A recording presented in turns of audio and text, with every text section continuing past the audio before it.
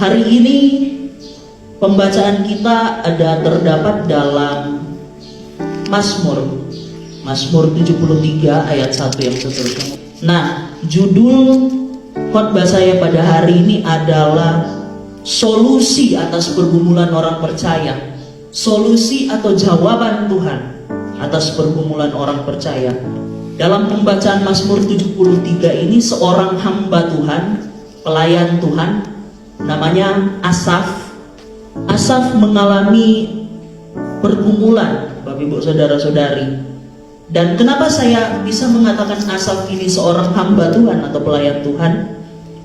Kita mengetahui dari kitab Tawarik, di Tawarik pasal 6 ayat 19, Tawarik pasal 15 ayat 19, bahwa Asaf ini adalah salah satu pemimpin nyanyian atau pemimpin pujian di bait suci, di bait Allah. Jadi Asaf ini adalah pelayan Tuhan yang setia, Bapak Ibu Saudara-saudari.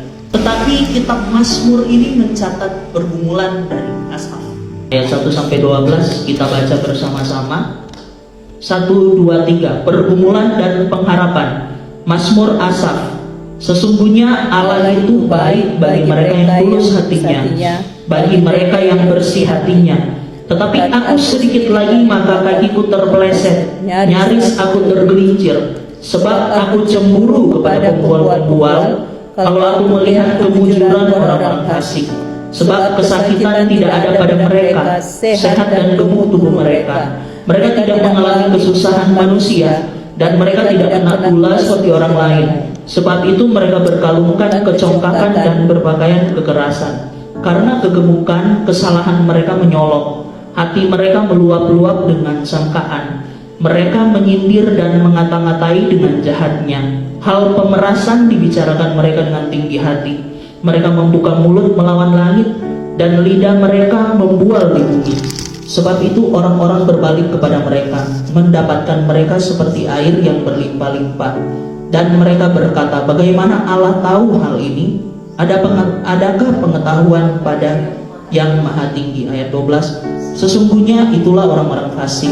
Mereka menambah harta benda dan senang selamanya.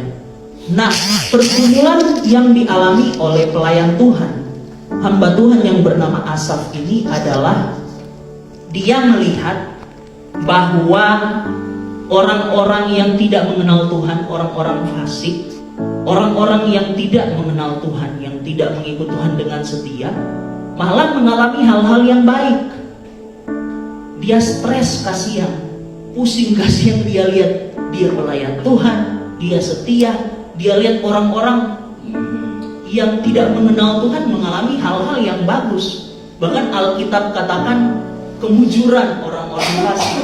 Ayat yang pertama, Asaf berkata bahwa dia tahu sesungguhnya Allah itu baik bagi mereka yang tulus hatinya, bagi mereka yang bersih hatinya.